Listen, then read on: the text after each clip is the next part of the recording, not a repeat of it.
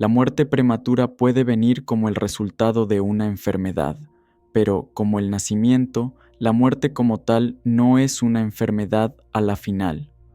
Es el fin natural y necesario de la vida humana, tan natural como las hojas que caen en otoño. Las hojas que no se caen, como sabemos, están hechas de plástico, y puede llegar un día en que los cirujanos sean capaces de reemplazar todos nuestros órganos con sustitutos plásticos, para que alcances la inmortalidad al convertirte en un modelo plástico de ti mismo. Los médicos deberían explorar la posibilidad de tratar a la muerte y sus angustias como han tratado al parto y sus dolores. La muerte, después de todo, es un gran evento. Mientras no sea inminente, nos colgamos de nosotros mismos y de nuestras vidas en ansiedad crónica, empujándola hacia la parte de atrás de la mente. Pero, cuando llega el momento en que no se puede uno colgar más de ninguna manera, las circunstancias son ideales para uno dejarse ir completamente. Cuando esto sucede, el individuo es liberado de su prisión ego. En el curso normal de los eventos, esta es la oportunidad dorada para despertar al conocimiento que el yo real es el yo que juega el universo una ocasión de gran regocijo. Pero como prevalecen ahora las costumbres, los doctores, enfermeras y familiares se acercan con máscaras sonrientes, asegurándole al paciente que pronto se le pasará y que la próxima semana o el próximo mes estará de regreso en casa o tomando unas vacaciones en la playa. Peor aún, los médicos no tienen ni el papel ni el entrenamiento para manejar la muerte. El cura católico está en mucho mejor posición. Él, usualmente, sabe exactamente cómo manejarlo, sin chapucerías, ni traspiés, ni tartamudeos.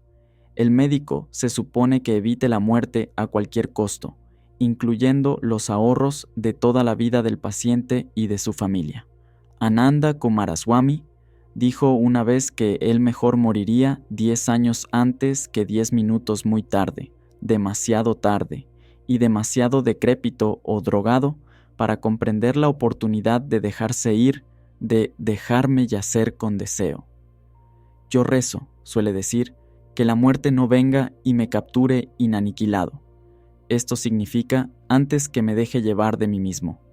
Por esto, G. E. Gurdjieff, ese maravilloso sabio pícaro, escribió en su Todos y Todo: la única manera ahora de salvar a los seres del planeta Tierra sería implantar de nuevo en sus presencias un nuevo órgano de tales propiedades que cada uno de estos desafortunados durante el proceso de la existencia debería sentir constantemente y estar consciente de la inevitabilidad de su propia muerte, así como la muerte de todos sobre quienes descansan sus ojos y su atención.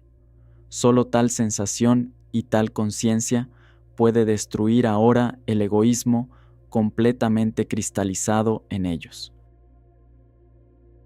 Así como reconocemos la muerte ahora, esto se lee como una prescripción para una pesadilla. Pero la conciencia constante de la muerte muestra que el mundo es tan fluido y diáfano como los patrones de humo azul en el aire, que no hay nada que agarrar ni nadie que lo agarre. Esto es deprimente solo mientras permanezca la noción de que puede haber una manera de arreglarlo, o posponerlo solo una vez más, o teniendo la esperanza de uno tiene o es algún tipo de ego-alma que sobrevive la disolución del cuerpo. No estoy diciendo que no hay continuidad personal más allá de la muerte, solo que creerlo nos mantiene atados. Esto no es más decir que tenemos el deber de no temer a la muerte que lo que estaba diciendo de que tenemos el deber de ser altruistas. Suprimir el miedo a la muerte lo hace mucho más fuerte. El punto es solo saber, sin ninguna sombra de duda, que yo y todas las otras cosas ahora presentes se desvanecerán, hasta que este conocimiento te obligue a liberarlas, saberlo ahora tan seguramente como si te acabaras de caer del borde de la cima del Ollantaytambo. De hecho, tú fuiste pateado desde el borde de un precipicio cuando naciste, y no sirve de nada colgarte de las rocas que caen contigo. Si tienes miedo a la muerte, ten miedo. El punto es saber llevarlo, dejarlo tomarte. Miedo, fantasmas, dolores, trascendencia, disolución y todo. Y entonces viene la sorpresa increíble hasta ahora. Tú no mueres porque nunca naciste, solo has olvidado quién eres tú. Todo esto viene mucho más fácilmente con la colaboración de los amigos. Cuando somos niños, nuestros otros yoes, nuestras familias, amigos y maestros hacen todo lo posible por confirmarnos en la ilusión de la separación, para ayudarnos a ser fraudes genuinos, lo cual es precisamente el significado de ser una persona real, porque la persona, del latín persona, fue originalmente la máscara con megáfono en la boca usada por los actores en los teatros al aire libre de la antigua Grecia y Roma. La máscara a través, de donde el sonido, sonus, viene. En la muerte nos quitamos la persona, como los actores se quitan sus máscaras y disfraces en los camerinos detrás de la escena. Y así como sus amigos vienen detrás del escenario para felicitarlos sobre la actuación, así los amigos de uno deberían reunirse en el lecho de muerte para ayudarlo a uno a salir del rol mortal, para aplaudir el espectáculo y, más todavía, para celebrar con champaña o sacramentos, de acuerdo al gusto, el gran despertar de la muerte. Hay muchas otras maneras en las cuales el juego de negro y blanco es convertido en el juego de blanco debe ganar y, como la batalla de la supervivencia, dependen de ignorar o sacar de la conciencia la interdependencia de los dos lados. De una manera curiosa, esto es, por supuesto, parte del juego de blanco y negro mismo, porque olvidar o ignorar su interdependencia es esconder en el juego del escondite, esconder y encontrar. Esconder y encontrar es, a su vez, el juego de blanco y negro. Por medio de la ilustración, podemos hacer una excursión hacia un aspecto de la ciencia ficción que se está convirtiendo rápidamente en un hecho científico. La ciencia aplicada puede ser considerada como el juego de orden versus azar, u orden versus aleatorio, especialmente en el dominio de la cibernética, la ciencia del control automático.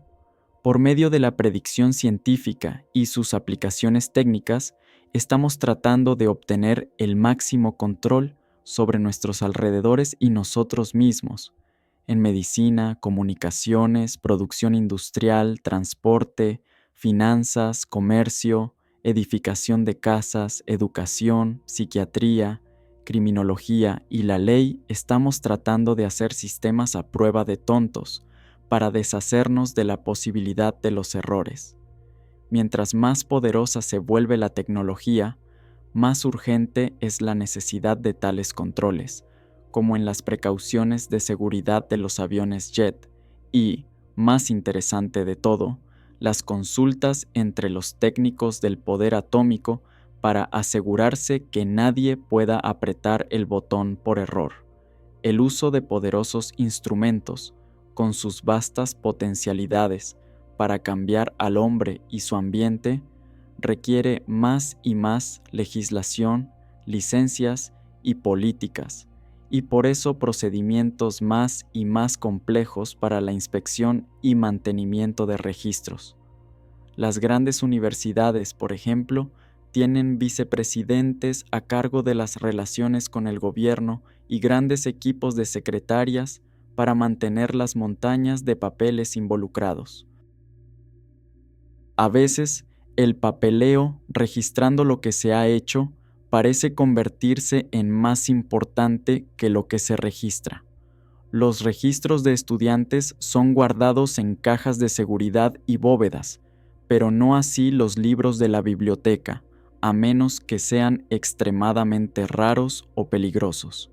De esta manera, también, el edificio administrativo se convierte en la estructura más grande y más impresionante de la universidad, y los miembros de la facultad encuentran que cada vez más de su tiempo para enseñar e investigar debe ser dedicado a reuniones de comité y llenado de formularios para cuidar meramente la mecánica para hacer funcionar la institución.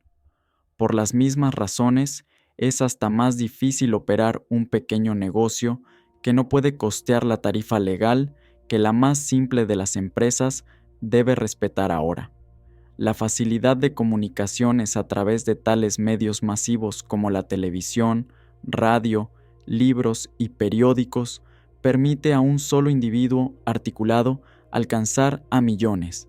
Sin embargo, el teléfono y la oficina postal le permiten a una fracción formidable de esos millones responder, lo cual puede ser halagador y placentero, excepto que no hay manera de dar respuestas individuales, especialmente cuando los que responden buscan consejo para problemas personales o especializados. Solo el presidente o el primer ministro o los jefes de las grandes corporaciones pueden costear el personal y la maquinaria para tratar con tantas respuestas. La velocidad y eficiencia del transporte por superautopistas y por el aire restringe de muchas maneras la libertad de viajar. Es cada vez más difícil dar un paseo caminando, excepto en tales reservaciones para vagabundos como son los parques administrados por el Estado, pero el parque más cercano de mi casa tiene, en su entrada, una reja frisada con una larga línea de placas que dicen no hacer fogatas, no se admiten perros, prohibido cazar, no acampar, prohibido fumar, no cabalgar a caballo, prohibido nadar, no lavar, yo nunca hice eso, picnic restringidos a las áreas designadas. Kilómetros de lo que solían ser playas libres y fáciles ahora son parques que cierran a las 6 p.m., así que nadie puede acampar allí para un festín bajo la luna. Ni puede uno nadar más de 100 metros aguas adentro, todo por la causa de la seguridad primero y la vida a prueba de tontos. Solo intenta pasear a pie después del atardecer en una zona residencial de los EEUU. Si puedes penetrar las rejas de alambre a lo largo de las autopistas y después caminas por una calle placentera, puedes ser retado por un carro de policía. ¿A dónde vas? Pasear sin dirección es sospechoso e irracional. Probablemente eres un vago o un ladrón. Ni siquiera estás paseando al perro. ¿Cuánto dinero cargas? Seguramente podrías haber pagado el autobús, pero si tienes poco o ningún dinero en efectivo, claramente eres un maleante y una molestia. Cualquier dueño de casa competente llegaría a su hogar en un Cadillac. El viaje común significa ahora ir a máxima velocidad por seguridad de un punto al otro, pero la mayoría de los puntos alcanzables están cada vez más atascados con gente y carros estacionados, y por eso vale la pena menos ir a verlos, y por razones similares es más inconveniente que nunca hacer negocios en los centros de nuestras grandes ciudades. El viaje auténtico requiere un máximo de vueltas no previstas, porque no hay otra manera de descubrir sorpresas y maravillas, las cuales, como yo lo veo, es la única buena razón para no quedarse en casa. Como ya se sugirió, la intercomunicación rápida entre los puntos es hacer todos los puntos el mismo punto. La playa Waikiki es solo una versión mestiza de Atlantic City, Brighton y Miami. A pesar del hecho que más accidentes suceden en el hogar que en más ningún lado, la creciente eficiencia de la comunicación y del control del comportamiento humano puede, en vez de liberarnos en el aire como pájaros, fijarnos a la tierra como un hongo. Toda la información llegará por la televisión superrealística, y otros equipos electrónicos que están aún en la etapa de planificación o apenas imaginados. De una manera, esto permitirá al individuo a extenderse a sí mismo a cualquier lado sin mover su cuerpo, hasta a regiones distantes del espacio. Pero este será un nuevo tipo de individuo, un individuo con un sistema nervioso colosal alcanzando cada vez más afuera hacia el infinito. Y este sistema nervioso electrónico estará tan interconectado que todos los individuos enchufados tenderán a compartir los mismos pensamientos, los mismos sentimientos y las mismas experiencias. Podrán haber tipos especializados, así como hay células y órganos especializados en nuestros cuerpos, pero la tendencia para todos los individuos será coalescer en un solo cuerpo bioelectrónico. Considere los medios asombrosos que se usan ahora para espiar, los aparatos usados ya en oficinas, fábricas, tiendas y en varias líneas de comunicación como el correo y el teléfono. A través de las técnicas de transistores y miniaturización, estos aparatos se hacen cada vez más invisibles y cada vez más sensitivos para los tenues impulsos eléctricos. La tendencia de todo esto es hacia el fin de la privacidad individual, con una extensión donde sea hasta imposible concebir los propios pensamientos. Al final de la línea, a nadie se le deja una mente propia.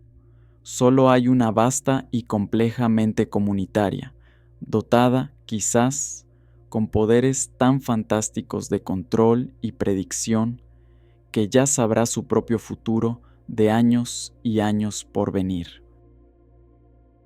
Sin embargo, mientras más segura y vividamente sabes tu futuro, más tiene sentido decir que ya lo tuviste. Cuando ya se sabe el resultado de un juego, nos retiramos y empezamos otro. Por esto mucha gente objeta que le digan su fortuna. No es que decir tu suerte sea mera superstición o que las predicciones puedan ser horribles, sino que, simplemente, mientras con mayor seguridad se conoce el futuro, menor es la sorpresa y menor la diversión de vivirlo. Encaprichémonos en una fantasía más en la misma línea. La tecnología debe intentar mantener un balance entre la población humana y los recursos consumibles. Esto requerirá, en una mano, control natal juicioso, y en la otra, el desarrollo de muchos nuevos tipos de alimentos de la tierra, el océano y el aire, sin duda incluyendo la reconversión de excrementos en sustancias nutritivas. Sin embargo, en cualquier sistema de este tipo hay una pérdida gradual de energía. Al reducirse los recursos, la población debe reducirse en proporción. Si, para esa época, la raza siente que ella misma es una mente-cuerpo individual, este superindividuo se verá a sí mismo haciéndose pequeño y cada vez más pequeño hasta que la última boca se coma el último bocado. También podría ser que, mucho antes de eso, las gentes sean de plástico altamente resistente, réplicas de gentes sin mayores necesidades de alimentos. Pero, ¿no sería esto lo mismo que la muerte de la raza, con más nada que ecos vacíos de plástico de nosotros mismos reverberando a través del tiempo? Para la mayoría de nosotros viviendo hoy, todas estas fantasías del futuro parecen muy objetables. La pérdida de privacidad y libertad, la restricción de viajes y la conversión progresiva de carne y sangre, madera y piedra, frutas y peces, visiones y sonidos, en reproducciones sintéticas y electrónicas de plástico. Cada vez más, el artista y el músico se ponen fuera del negocio a través de la fabricación de reproducciones cada vez más esperanzadoras y baratas de sus trabajos originales. ¿Será que la reproducción en este sentido reemplazará a la reproducción biológica a través de la fisión celular o la unión sexual? Resumiendo, ¿Es el próximo paso de la evolución la transformación del hombre a nada más que patrones electrónicos? Todas estas eventualidades pueden parecer muy remotas como para que valga la pena preocuparse. Sin embargo, están ya con nosotros de muchas maneras, y, como hemos visto, la velocidad del cambio técnico y social se acelera más de lo que nos gusta admitirlo. La popularidad de la ciencia ficción atestigua una amplia fascinación por tales preguntas, y tanta ciencia ficción es de hecho un comentario sobre el presente, porque una de las mejores maneras para entender qué sucede hoy es extenderlo hacia el mañana. ¿Cuál es la diferencia entre lo que está pasando en una mano y la dirección de su movimiento en la otra? Si estoy volando desde Londres a Nueva York, me estoy moviendo hacia el oeste aún antes de dejar la costa británica. La ciencia ficción a la cual le hemos estado dando rienda suelta tiene entonces dos importantes moralejas. La primera es que si el juego de orden versus azar va a continuar como un juego, orden no debe ganar. Al aumentar la predicción y el control, el juego deja de valer la pena en la misma proporción también. Buscamos un nuevo juego con un resultado incierto. En otras palabras, tenemos que escondernos otra vez, quizás de una nueva manera, y entonces buscarnos de nuevas maneras también, porque los dos juntos hacen la danza y la maravilla de la existencia. Al contrario, azar tampoco puede ganar, y probablemente no pueda, porque la polaridad orden-azar parece del mismo tipo que encendido, apagado y arriba abajo. Algunos astrónomos creen que nuestro universo comenzó con una explosión que lanzó todas las galaxias al espacio, donde, a través de la entropía negativa, se disolverá eternamente en una radiación sin características. Yo no puedo pensar de esta manera. Esto es, supongo, mi axioma metafísico básico, my salto de fe, que lo que pasó una vez puede volver a suceder. No es tanto que deba haber tiempo antes de la primera explosión y tiempo después de la disolución final, sino que ese tiempo, como el espacio, se curva sobre sí mismo. Esta suposición es reforzada por la segunda moraleja de estas fantasías, la cual es la más alarmante. Aquí se aplica el proverbio francés plus ça change, plus c'est la même chose. Mientras más cambia, más es la misma cosa. El cambio es en algún sentido una ilusión, porque siempre estamos en el punto donde cualquier futuro puede tomarnos. Si la raza humana desarrolla un sistema nervioso electrónico afuera de los cuerpos de las personas individuales, dándonos así a todos una sola mente y un cuerpo global, esto es casi precisamente lo que ha pasado en la organización de las células que componen nuestros propios cuerpos. Ya lo hemos hecho. Nuestras células corporales y sus componentes más pequeños aparecen y desaparecen parecido a cómo vibran las ondas lumínicas, y así como la gente va desde el nacimiento hasta la muerte. Un cuerpo humano es como un remolino. Parece haber una forma constante, llamada remolino, pero funciona por la única razón que el agua no se queda en él. Todas las moléculas y átomos del agua también son remolinos, patrones de movimiento que no contienen ninguna materia constante e irreductible. Cada persona es la forma tomada por un río, un maravilloso torrente de leche, agua, pan, bistec, fruta, vegetales, aire, luz, radiación, todo lo cual son ríos a su vez. Así son nuestras instituciones. Hay una constante llamada Universidad de California en la cual nada se queda. Estudiantes, profesores, administradores y hasta los edificios van y vienen, dejando la universidad misma sola como un proceso continuo, un patrón de comportamiento. En cuanto a los poderes de predicción y control, El organismo individual ya lo ha logrado, en una medida que debe haber dejado atónitas a las neuronas cuando aprendieron el truco por primera vez. Y si nos reproducimos a nosotros mismos en términos mecánicos, de plástico y patrones electrónicos, esto no es realmente nuevo. Cualquier especie debe ver con recelo a aquellos miembros que muestren primero signos de cambio, y seguramente los tratarán de peligrosos o locos. Es más, este nuevo e inesperado tipo de reproducción seguramente no es más extraño que muchas de las grandes variedades de métodos ya encontrados en el mundo biológico. La sobrecogedora transformación de la oruga en mariposa, o el arreglo entre abejas y flores, o el desagradable pero maravilloso sistema complejo del mosquito Anófeles.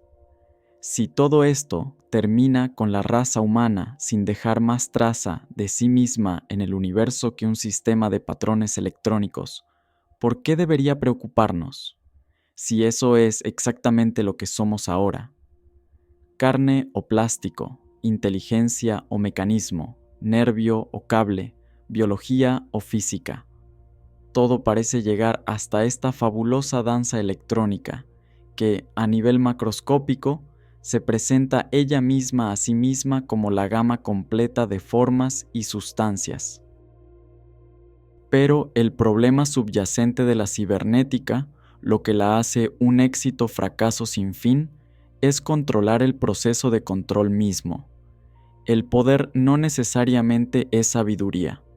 Puedo tener omnipotencia virtual en el gobierno de mi cuerpo y mi ambiente físico, pero ¿cómo voy a controlarme a mí mismo para evitar locura y error en su uso? Los genetistas y neurólogos pueden llegar al punto de ser capaces de producir cualquier tipo de característica humana según pedido. Pero, ¿cómo sabrán qué tipos de características serán necesarias? La situación de una cultura pionera llama a individualistas rudos y agresivos, mientras una cultura urbana, industrial, requiere equipos de trabajadores sociales y cooperativos. Mientras el cambio social aumenta en velocidad, ¿cómo los genetistas preverán las adaptaciones al gusto, temperamento y motivación que será necesario 20 o 30 años después? Cada acto de interferencia con el curso de la naturaleza la cambia de maneras impredecibles. Un organismo humano que ha absorbido antibióticos no es realmente el mismo tipo de organismo que era antes, porque el comportamiento de sus microorganismos ha sido alterado significativamente. Mientras más uno interfiere, más uno debe analizar un volumen cada vez más grande de información detallada acerca de los resultados de la interferencia en un mundo cuyos detalles infinitos están intrincadamente entretejidos. Esta información ya es, hasta en las ciencias más altamente especializadas, tan vasta que ningún individuo tiene tiempo de leerla, menos aún de absorberla. Al resolver problemas, la tecnología crea nuevos problemas y parecemos, como en A través del lente, tener que mantenernos corriendo rápido y cada vez más rápido para permanecer donde estamos. La pregunta es entonces si el progreso técnico realmente lleva a algún lado, en el sentido de aumentar el placer y la felicidad de la vida. Ciertamente hay un sentido de alegría o calma en el momento del cambio. En los primeros usos del teléfono, radio, televisión, aviones jet, medicinas milagrosas o la máquina calculadora. Pero demasiado pronto todas estas invenciones son tomadas como garantizadas, y nos conseguimos a nosotros mismos oprimidos con los nuevos predicamentos que traen con ellas. Un presidente exitoso de una universidad una vez se quejó ante mí: «Estoy tan ocupado que tendré que conseguirme un helicóptero». «Bueno», le respondí, «estarás adelante mientras seas el único que tiene uno, pero no lo obtengas. Todo el mundo esperará más de ti». El progreso técnico es ciertamente impresionante desde el punto de vista individual inmediato. Hablando como un anciano en los años 1960, Sir Cedric Hardwicke dijo que su único arrepentimiento es no haber podido vivir en la era victoriana con penicilina. Todavía estoy agradecido que no tengo que ir al doctor ni al dentista de mi niñez. Sin embargo, me doy cuenta que los avances en un campo están entrelazados con avances en todos los otros. No podría tener penicilina o anestesia moderna sin aviación, electrónica, comunicación de masas, superautopistas y agricultura industrial, sin mencionar la bomba atómica y la guerra biológica.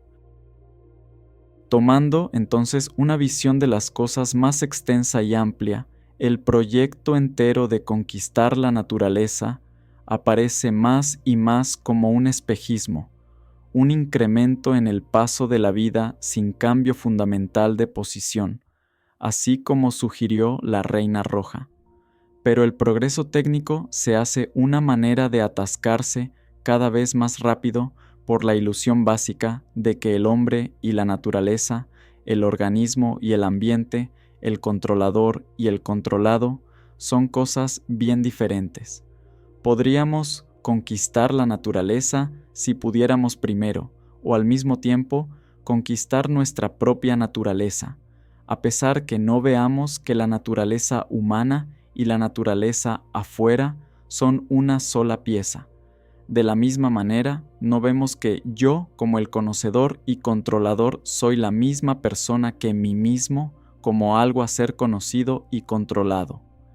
El mecanismo de retroalimentación autoconsciente de la corteza cerebral nos permite la alucinación de que somos dos almas en un cuerpo, un alma racional y un alma animal, un jinete y un caballo, una buena persona con mejores instintos y sentimientos más finos, y un bellaco con lujurias y pasiones sin medida.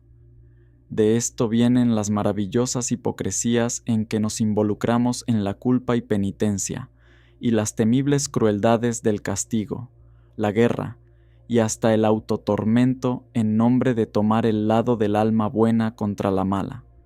Mientras el alma buena se alinea más consigo misma, más revela su sombra inseparable, y mientras más repudia su sombra, más se convierte en ésta. Por eso, durante miles de años, la historia humana ha estado en un magnífico conflicto inútil, una actuación maravillosa de panoramas de triunfo y tragedias, basados en el tabú contra admitir que el negro va con el blanco. Nada, quizás, vaya nunca a ninguna parte con tanta dificultad. Como cuando Tweedledum y Tweedledee acordaron tener una batalla, el truco esencial del juego de negro y blanco es mayormente una conspiración tácita de los jugadores de conciliar su unidad, pero viéndose tan diferentes como sea posible. Es como una pelea escénica tan bien actuada que la audiencia está dispuesta a creerla una pelea real. Escondida detrás de sus diferencias explícitas está la unidad implícita de lo que el Vedanta llama el yo, el uno sin un dos, el uno que hay y el todo que hay que se concilian a sí mismos en la forma de ti. Si, entonces, hay esta unidad básica entre uno y los otros, individuo y universo, ¿cómo se hicieron tan estrechas nuestras mentes que no lo sabemos? Capítulo 3. Cómo ser un fraude genuino. El gato ya ha salido del saco. La información interna es que tú mismo, como solo pequeño yo, quien vino a este mundo y vive temporalmente en una bolsa de piel, es un engaño y un fraude. El hecho es que como ninguna cosa o característica del universo es separable del todo, el único tú real o yo es el todo. El resto de este libro intentará hacer esto tan claro que no solo entenderás las palabras, sino que sentirás el hecho. El primer paso es entender, tan vividamente como sea posible, cómo empieza el engaño. Primero debemos mirar a la forma y comportamiento del engaño mismo. He estado interesado desde hace mucho en tratar de encontrar cómo la gente experimenta o siente su propia existencia, para cuáles sensaciones específicas usan la palabra yo. Poca gente parece usar esta palabra para su organismo físico completo. Yo tengo un cuerpo, es más común que yo soy un cuerpo.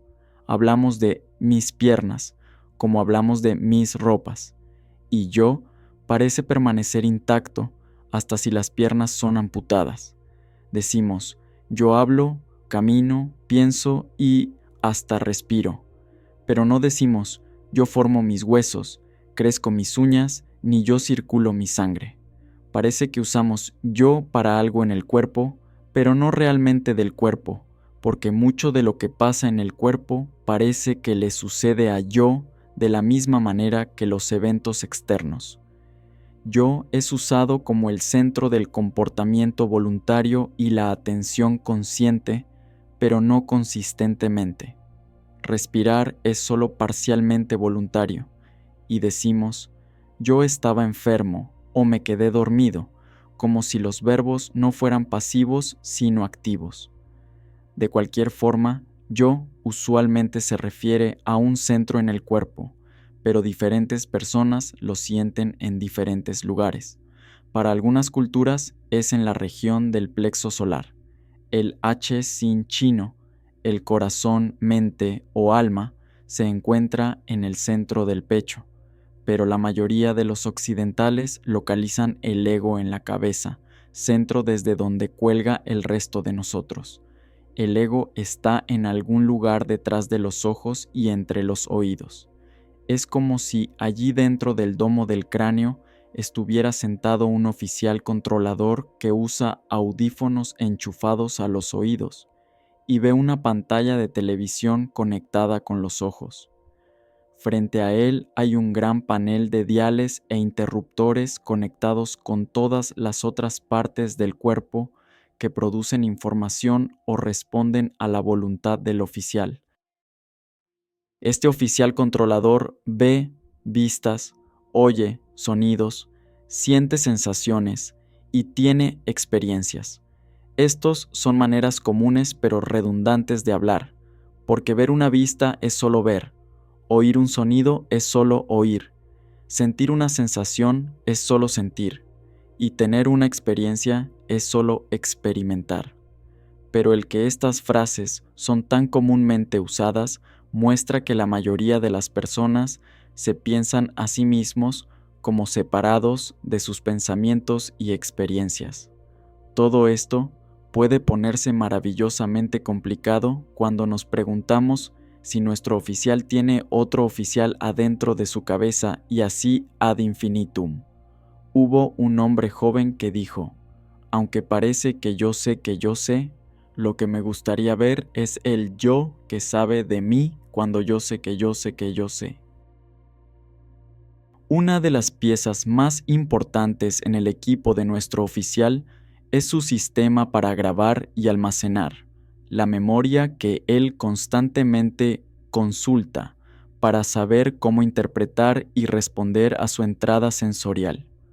Sin este equipo, él no podría tener sensación de constancia, de ser el mismo oficial que era hace un segundo. Aunque las grabaciones de la memoria son mucho más fluidas y elusivas que la película fotográfica o la cinta magnética, la acumulación de recuerdos es una parte esencial de la sensación de ego. Da la impresión de uno mismo, el oficial, como algo que permanece mientras transcurre la vida, como si el yo consciente fuera un espejo estable que refleja una procesión que va pasando. Esto exagera más el sentimiento de separación, de uno mismo cambiando a un paso mucho más lento que los eventos exteriores y los pensamientos internos que tú pareces estar a un lado de ellos como un observador independiente. Pero las memorias persisten así como persiste el remolino. La atención consciente parece buscar en esta como las computadoras buscan en sus cintas u otros medios de almacenamiento. La memoria es un patrón perdurable de movimiento, como un remolino, en vez de una sustancia perdurable, como un espejo, una tableta de cera o una hoja de papel. Si los recuerdos son almacenados en las neuronas, no hay como pararse a un lado del río de los eventos afuera del cráneo, porque las neuronas van fluyendo en el mismo río que los eventos afuera del cráneo. Después de todo, tus neuronas son parte de mi mundo externo y las mías son parte del tuyo. Todos nuestros adentros son afuera, allá en el mundo físico, pero al revés, el mundo exterior no tiene color, forma, peso, calor ni movimiento sin los cerebros interiores. Solo tienen esas cualidades en relación a los cerebros, los cuales son a su vez miembros de sí mismos. Donde sea que las personas sienten que está localizado el ego, y cuánto del cuerpo físico, mucho o poco, sea identificado con él, casi todos concuerdan que yo no soy nada afuera de mi piel. La piel es siempre considerada una pared o una barrera que definitivamente lo separa a uno del mundo, a pesar del hecho que está cubierta con poros que respiran aire y con terminaciones nerviosas que transmiten información. La piel nos informa hacia adentro tanto como informa hacia el exterior. Es tanto un puente como una barrera. Sin embargo, es nuestra firme convicción que detrás de esta pared de carne yace un mundo ajeno que se interesa por nosotros solo levemente. Así que se requiere mucha energía para invocar o atraer su atención, o para cambiar su comportamiento. El mundo estaba antes de que naciéramos, y continuará después que hayamos muerto. Vivimos en él temporalmente más bien como fragmentos sin importancia, desconectados y solos. Esta ilusión completa tiene su historia en los modos de pensar, en las imágenes, modelos, mitos y sistemas de lenguajes que hemos usado por miles de años para tener un sentido del mundo. Estos han tenido un efecto en nuestras percepciones, las cuales parecen ser estrictamente hipnóticas. Es mayormente al hablar que un hipnotista produce las ilusiones y comportamientos extraños en sus sujetos, hablándoles junto con la fijación relajada de la atención consciente del sujeto. El mago de escenario también realiza la mayoría de sus ilusiones al charlar y desviar la atención.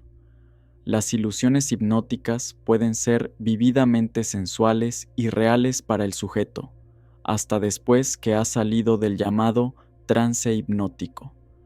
Es entonces como si la raza humana se hubiera hipnotizado o hablado a sí misma en el engaño de la egocentricidad. No hay nadie a quien culpar sino a nosotros mismos.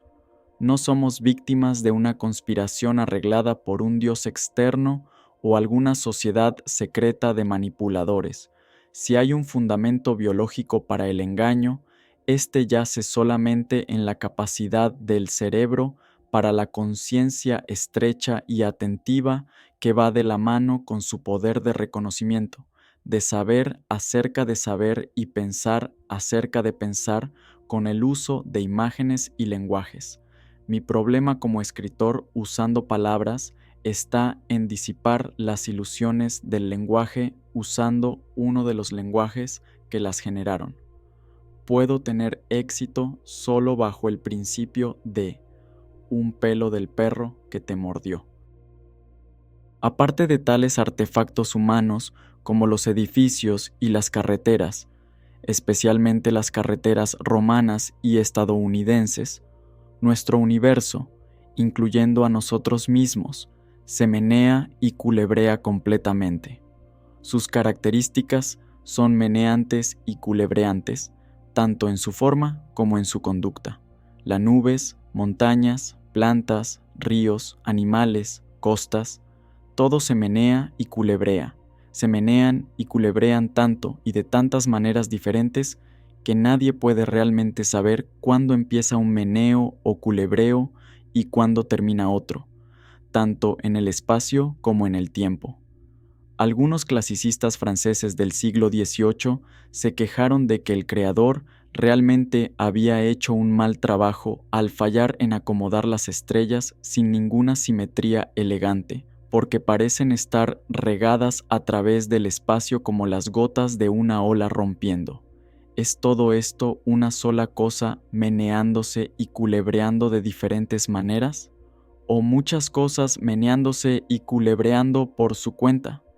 ¿Hay cosas que se menean y culebrean, o los meneos y culebreos son los mismos que las cosas? Todo depende de cómo te lo figures. Hace milenios, algún genio descubrió que tales meneos y culebreos, como los peces y los conejos, podían ser atrapados en redes. Mucho más tarde, algún otro genio pensó en atrapar el mundo en una red. La red ha cortado el gran culebreo en pequeños culebreos, todos contenidos en cuadrados del mismo tamaño.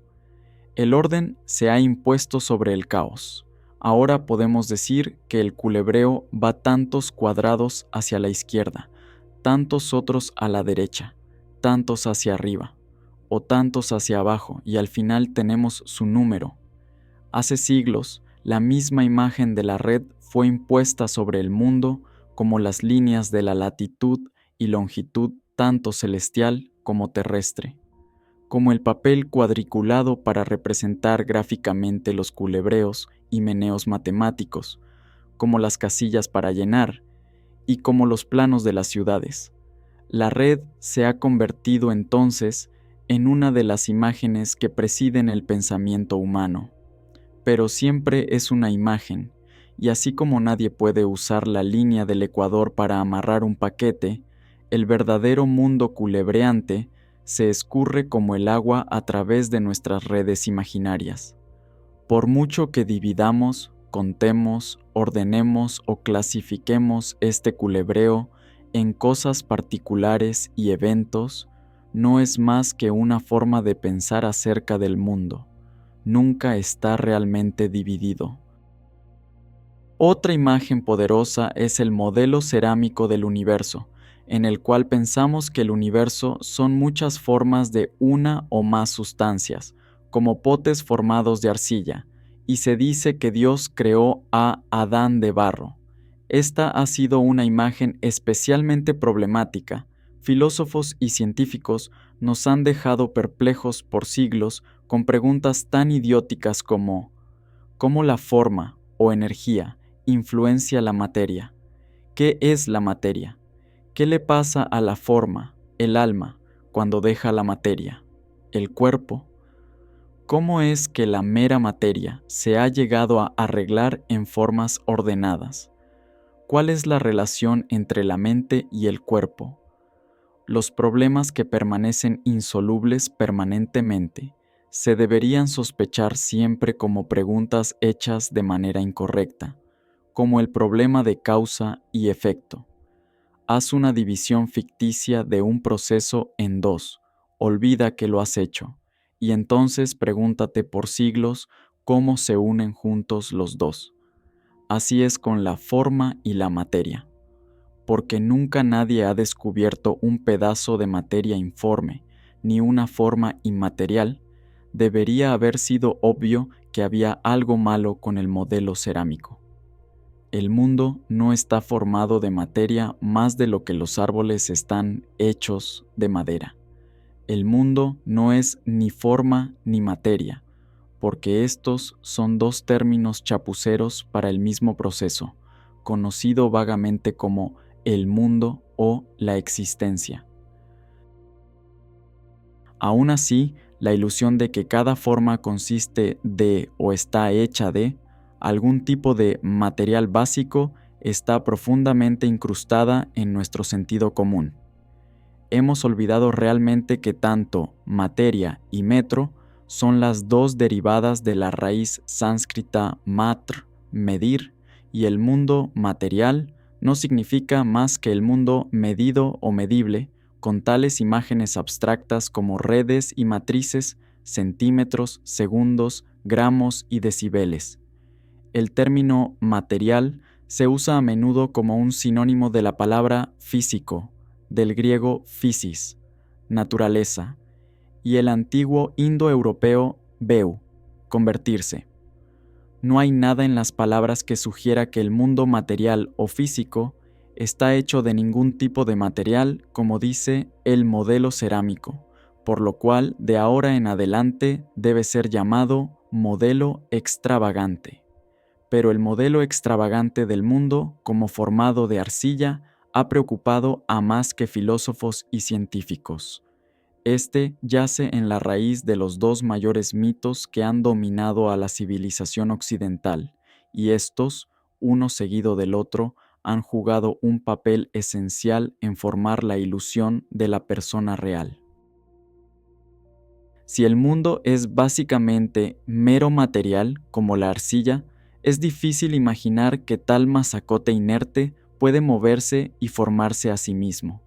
La energía, la forma y la inteligencia debe venir al mundo entonces desde afuera. La masa debe levantar con la levadura. El mundo es concebido como un artefacto, como una taza, una estatua, una mesa o una campana, y si es un artefacto, alguien lo debe haber hecho, y alguien también debe haber sido responsable por el material original que también debe haber sido hecho. En el Génesis, el material primordial, sin forma, se simboliza como el agua, y como el agua no hace olas sin el viento, nada puede pasar hasta que el Espíritu de Dios se mueva. La formación y movimiento de la materia es entonces atribuido al espíritu inteligente, a una fuerza consciente de energía formando adentro, como en inglés, informing, la materia para que sus varias formas vayan y vengan, vivan y mueran. En el mundo como lo conocemos, muchas cosas están claramente malas, y uno titubea al atribuir esto a la maravillosa mente capaz de hacer este mundo en el comienzo. Estamos renuentes a creer que la crueldad, el dolor y la malicia vienen directamente de la raíz y el terreno del ser, y tenemos esperanza ferviente que Dios por lo menos es la perfección de todo lo que podemos imaginar como sabiduría y justicia. No necesitamos entrar aquí en el fabuloso e insoluble problema del mal que crea este modelo del universo, salvo notar que surge del modelo mismo. Los pueblos que desarrollaron este mito fueron regidos por patriarcas o reyes, y tales superreyes como los monarcas egipcios, caldeos y persas de la antigüedad, que sugerían la imagen de Dios como el monarca del universo, perfecto en sabiduría y justicia, amor y piedad, sin embargo severo y estricto. Por supuesto que no estoy hablando de Dios como lo conciben los más sutiles teólogos judíos, cristianos e islámicos, sino de la imagen popular de Dios, porque es la imagen vívida en vez del tenoso concepto lo que tiene mayor influencia en el sentido común. La imagen de Dios como un ser personal, de alguna manera afuera del mundo, tiene el mérito de permitirnos sentir que la vida está basada en la inteligencia, que las leyes de la naturaleza son consistentes en todos lados, porque proceden de un regidor, y que podríamos dejar nuestras imaginaciones ir al límite de concebir las cualidades sublimes de este ser supremo y perfecto, porque este Dios está directamente consciente hasta del más pequeño fragmento de polvo y vibración de energía, porque es solo esta conciencia de eso lo que le permite ser. Esta conciencia es también amor, y, por lo menos para los ángeles y los hombres, Él ha planeado una vida eterna de la bienaventuranza más pura, la cual está por comenzar al finalizar el tiempo mortal. Pero por supuesto hay coletillas pegadas a esta recompensa, y aquellos que exprofeso e implacablemente nieguen o desobedezcan lo divino, deberán pasar la eternidad en agonias tan intensas como la bienaventuranza de Dios y de los sujetos que tienen fe. El problema con esta imagen de Dios fue que se convirtió en una cosa buena en demasía. Los niños, estudiando en sus pupitres en la escuela, casi siempre se sienten nerviosos, hasta cuando una maestra gentil y respetada mira sobre sus hombros. Cuanto más desconcertante es darse cuenta que cada acto, pensamiento y sentimiento es observado por el Maestro de los Maestros, que no hay lugar en la tierra o en el cielo para esconderse de ese ojo que lo ve todo y lo juzga todo. Para muchas personas fue entonces un inmenso alivio cuando los pensadores occidentales empezaron a cuestionar esta imagen y dijeron que la hipótesis de Dios no servía para describir o predecir el curso de la naturaleza. Si todo, dijeron, era la creación y la operación de Dios, esta declaración no tiene más lógica que decir todo está arriba. Pero como pasa muy a menudo, cuando un tirano es destronado, otro peor toma su lugar. El mito del modelo extravagante fue mantenido pero sin el alfarero. El mundo todavía se entendió como un artefacto, pero semejante a una máquina automática. Las leyes de la naturaleza estaban ahí todavía, pero sin legislador. De acuerdo a los deístas, el Señor ha hecho esta máquina y la dejó funcionando, pero se fue a dormir o de vacaciones. Pero de acuerdo a los ateístas, naturalistas y agnósticos, el mundo siempre fue completamente automático. Se ha construido a sí mismo, aunque sin propósito.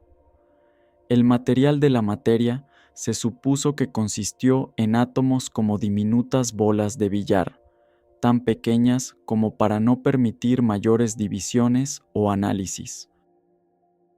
Si permites que estos átomos se meneen y culebreen alrededor en varias permutaciones y combinaciones por una duración de tiempo indefinido, en algún momento del tiempo virtualmente infinito, ellos caerán en un arreglo que conocemos ahora como el mundo, la vieja historia de los monos y las máquinas de escribir. En este modelo completamente automático del universo, la forma y el material sobrevivieron como la energía y la materia. Los seres humanos, mente y cuerpo incluidos, eran parte del sistema y por eso poseían inteligencia y sentimientos como una consecuencia de los mismos giros interminables de los átomos. Pero el problema con los monos y las máquinas de escribir es que cuando al final ellos logran transcribir la enciclopedia británica, ellos pueden en cualquier momento recaer en la falta de sentido. Entonces, si los seres humanos quieren mantener igual su posición relativa y orden, ellos deben trabajar con completa furia para derrotar el proceso de la naturaleza que es meramente azar. En este mito se enfatiza fuertemente que la materia es bruta y la energía es ciega, que toda la naturaleza fuera de la piel del hombre y de algunos animales es profundamente estúpida y un mecanismo insensible. Aquellos que continuaron creyendo en alguien allá arriba que cuida, fueron ridiculizados como pensadores anhelantes, de mentes peludas, pobres mentes débiles, incapaces de encarar el predicamento inflexible de la humanidad en un universo sin corazón donde la supervivencia es privilegio exclusivo de los chicos rudos. Si el Dios todo inteligente era desconcertante, el alivio al deshacerse de él duró bien poco. Fue reemplazado por el idiota cósmico, y la gente empezó a sentirse más extraña que nunca en el universo. Esta situación meramente reforzó la ilusión de la soledad y separación del ego, ahora un mecanismo mental, y las gentes que se llamaron a sí mismas naturalistas empezaron la mayor guerra contra la naturaleza jamás hecha. De una forma u otra, el mito del modelo completamente automático se ha hecho extremadamente plausible, y en algunas disciplinas científicas y académicas es un gran dogma sacrosanto como el de cualquier doctrina teologal del pasado, a pesar de las tendencias contrarias de la física y la biología, porque hay modas en los mitos, y el mundo conquistador del siglo XIX necesitó una filosofía de la vida en la cual la realpolitik, la victoria de la gente ruda que encara los hechos fríos, fue el principio guía. Entonces, mientras más fríos sean los hechos que encares, más rudo parecerás. Así que combatimos unos contra otros para hacer un modelo completamente automático tan frío como fuera posible. Sin duda, permanece siendo un mito, con todas las características positivas y negativas del mito como una imagen usada para tener sentido del mundo. Es dudoso si la ciencia y tecnología occidental hubiera sido posible a menos que hubiéramos tratado de entender la naturaleza en términos de modelos mecánicos. De acuerdo a Joseph Needham, los chinos, a pesar de toda su sofisticación, hicieron pocos progresos en ciencia porque nunca se les ocurrió pensar la naturaleza como un mecanismo, como compuesto de partes separadas y obedeciendo leyes lógicas. Su visión del universo fue orgánica. No era un juego de billar en el cual las bolas chocaban unas contra otras alrededor en series de causas y efectos. Lo que eran causas y efectos para nosotros fueron correlativos para ellos, eventos que surgían mutuamente, como alante y atrás. Las partes de su universo no eran separables, sino totalmente entretejidas, como el acto de vender y el acto de comprar. Un universo hecho, sea del modelo extravagante o del modelo completamente automático, está hecho de pedacitos, y los pedacitos son las realidades básicas de la naturaleza. La naturaleza tiene entonces que ser entendida con microscopios y análisis para encontrar qué son los pedacitos y cómo van puestos juntos. Esta fue la visión nominalista de los filósofos de finales de la Edad Media, que se oponían fuertemente a los entonces llamados realistas por mantener que tales entidades como la humanidad y la naturaleza humana eran sustancias reales debajo de los accidentes, de las mujeres y los hombres particulares. Cada individuo fue entonces un ejemplo o caso de substancia humana, aunque la palabra como fue usada entonces no significaba materia o material, sino un tipo de esencia que está, estancia, debajo, de sus manifestaciones particulares. Los nominalistas mantuvieron que eso no tenía sentido. Para ellos, la humanidad no era más que la suma total de las personas individuales.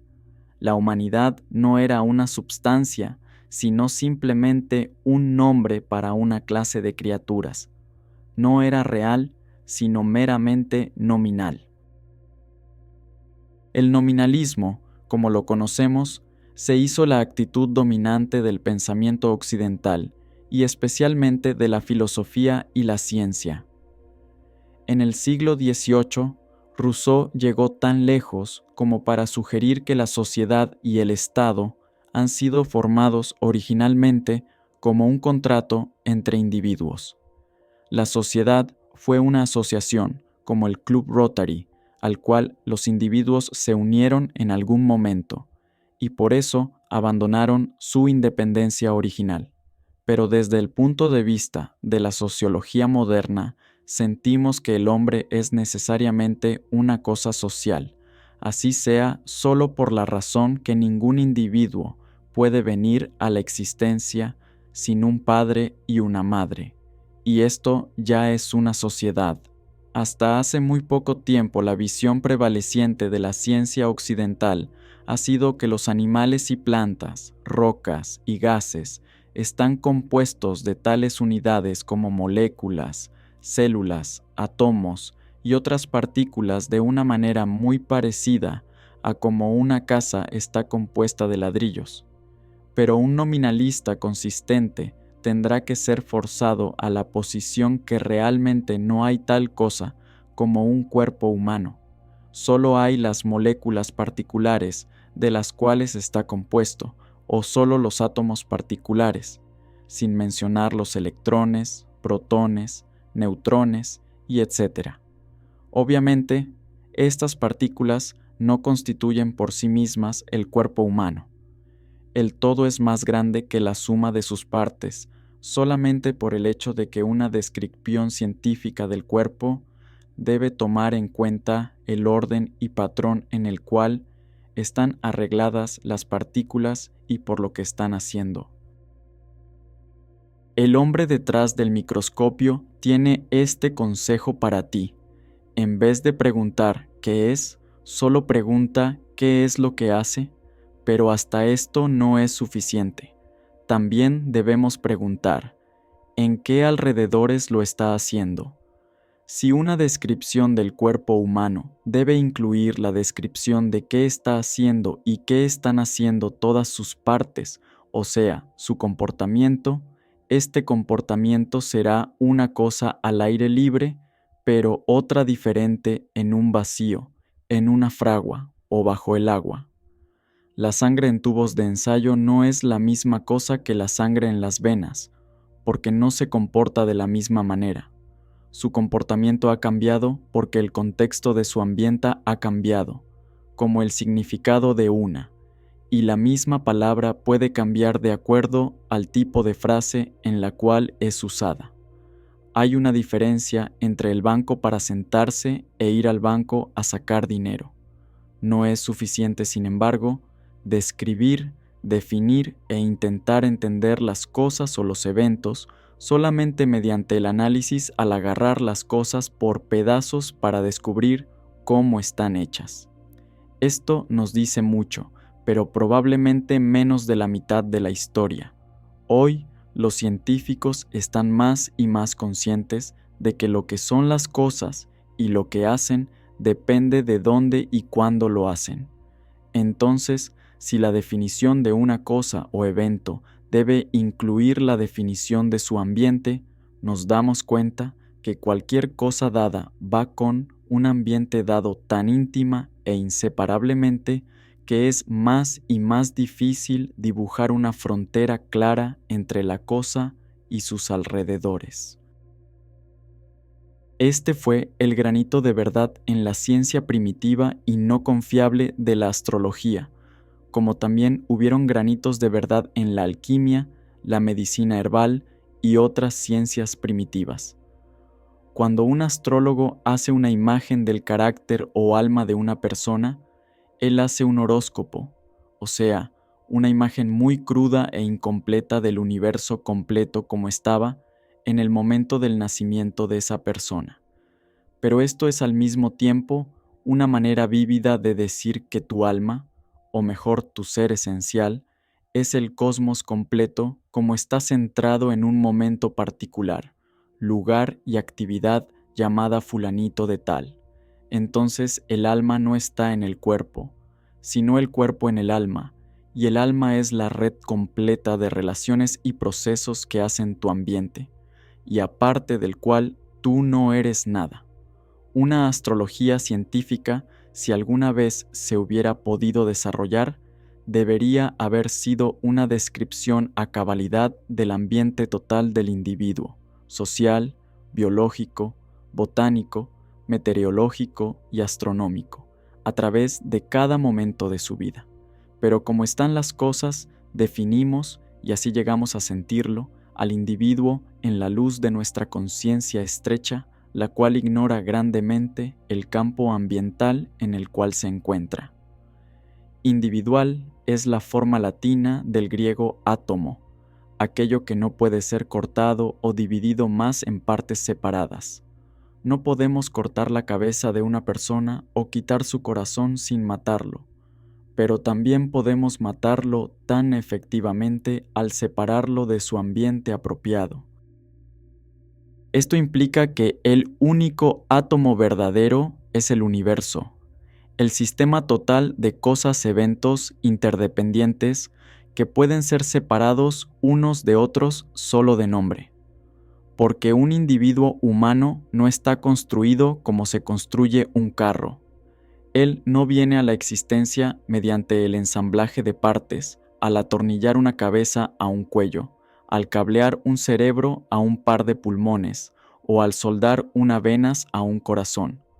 La cabeza, cuello, corazón, pulmones, cerebro, venas, músculos y glándulas son nombres separados, pero no eventos separados, y estos eventos crecen en el ser simultáneamente e interdependientemente. Precisamente de la misma manera, el individuo es separado de su ambiente universal solo de nombre. Cuando esto no es reconocido, has sido engañado por tu nombre. Confundiendo los nombres con la naturaleza, llegas a creer que tener nombres separados te hace un ser separado. Esto es, más bien literalmente, estar atado a un hechizo. Naturalmente, no es solo el mero hecho de ser nombrado lo que trae el engaño de ser una persona real, es todo lo que va con ello. El niño es llevado al sentimiento ego por las actitudes, palabras y acciones de la sociedad que lo rodea, sus padres, familiares, maestros y, sobre todo, sus compañeros similarmente embaucados. Las otras personas nos enseñan quiénes somos. Sus actitudes hacia nosotros son el espejo en el cual aprendemos a vernos a nosotros mismos, pero el espejo está distorsionado. Quizás estamos oscuramente conscientes del inmenso poder de nuestro ambiente social. Apenas nos damos cuenta, por ejemplo, que nuestros pensamientos y emociones más privados realmente no son nuestros, porque pensamos en términos del lenguaje e imágenes que no inventamos, pero que fueron dados a nosotros por nuestra sociedad. Copiamos las reacciones emocionales de nuestros padres, aprendiendo de ellos que el excremento se supone que tiene un olor desagradable y que vomitar se supone ser una sensación no placentera. La amenaza de la muerte es también aprendida de su ansiedad acerca de las enfermedades y de sus actitudes ante los funerales y los cadáveres.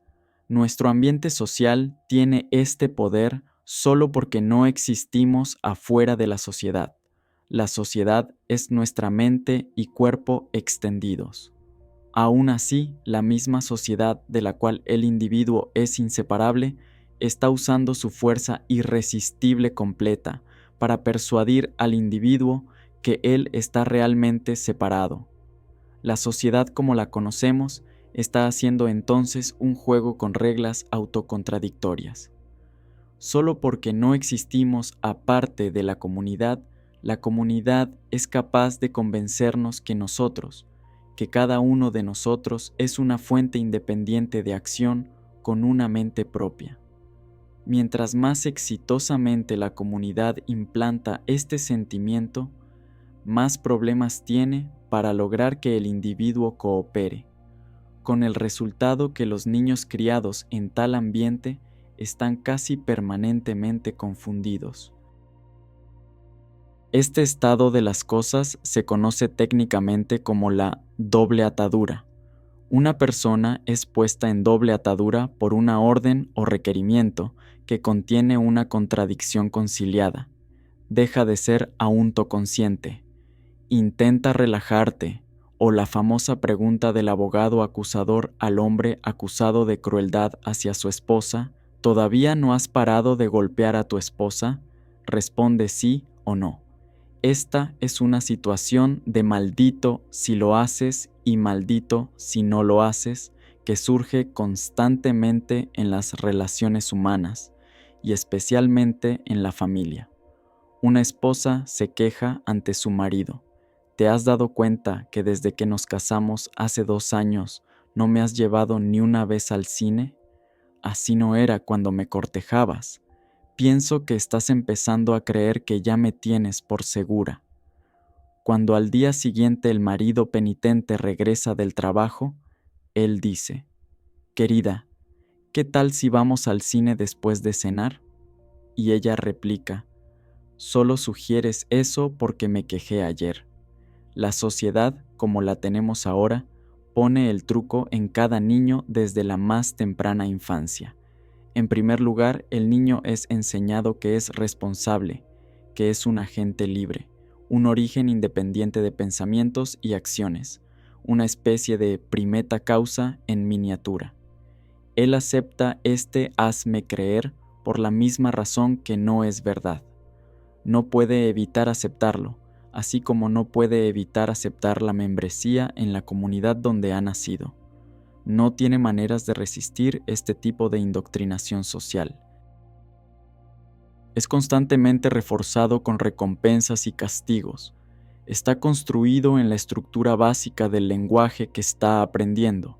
Es restregado repetidamente con observaciones tales como «no pareces tú al hacer una cosa como esta» o «no seas un copión, sé tú mismo». O cuando un niño imita las maneras de otro niño a quien admira, «Juan, ese no eres tú, actúas como Pedro». La víctima inocente de esta adoctrinación no puede entender la paradoja. A él le dicen que debe ser libre. Se le pone una presión irresistible para hacerle creer que esa presión no existe. La comunidad de la cual él es necesariamente un miembro dependiente lo define como un miembro independiente. En segundo lugar, él es llevado, como un agente libre, a hacer cosas que serán aceptables solo si son hechas voluntariamente. Realmente debes amarnos, dicen los padres, tías, tíos, hermanos y hermanas. Todo niño bueno ama a su familia y hace cosas por ellos sin que se lo pidan. En otras palabras, te demandamos que nos ames porque quieres y no porque te decimos que debes. Parte de este sinsentido es debido al hecho que confundimos el debe, que expresa una condición, para ser humano debes tener una cabeza, con el debe, que expresa una orden. Debes poner tus juguetes en orden. Nadie hace un esfuerzo para tener una cabeza, y sin embargo los padres insisten que, para ser saludable, un niño debe usar los intestinos regularmente, o que él debe intentar dormir, o que debe hacer un esfuerzo por prestar atención, como si estas metas se lograran simplemente por el ejercicio muscular.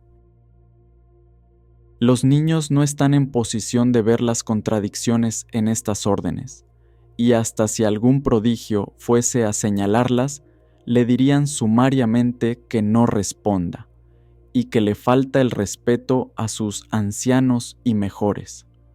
En vez de darle a nuestros niños explicaciones claras y explícitas de las reglas del juego de la comunidad, los ofuscamos sin esperanza porque, como adultos, una vez fuimos ofuscados y, al estar así, no entendemos el juego que estamos jugando. Un juego de doble atadura es un juego con reglas autocontradictorias, un juego condenado a la autofrustración perpetua, como intentar construir una máquina de movimiento perpetuo en términos de la mecánica de Newton, o intentar trisecar cualquier ángulo dado con una regla y un compás. El juego de doble atadura social puede ser dicho de muchas maneras.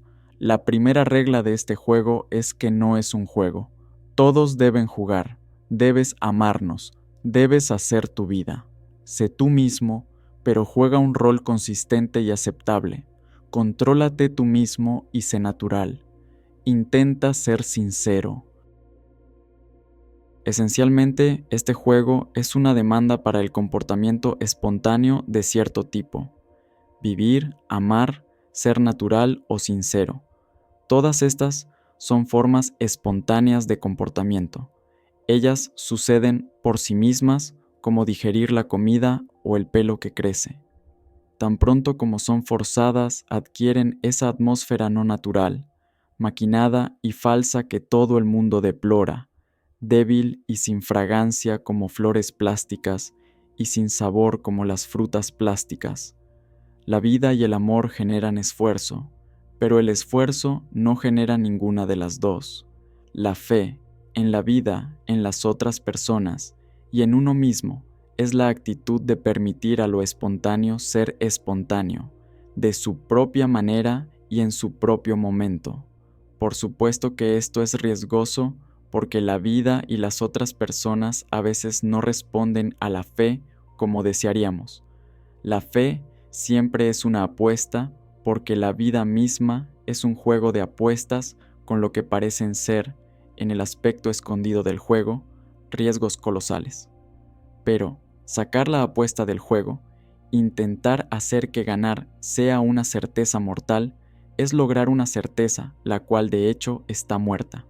La alternativa a una comunidad basada en la confianza mutua es un estado policíaco totalitarista, una comunidad en la cual la espontaneidad es virtualmente prohibida. Un tratado hindú sobre el arte de gobernar, el Arthashastra, pone las reglas de política para el tirano completo, describiendo la organización de su palacio, su corte y su estado, de tal manera que hace a Maquiavelo parecer un liberal. La primera regla es que no debe confiar en nadie, y no tener ni un amigo íntimo.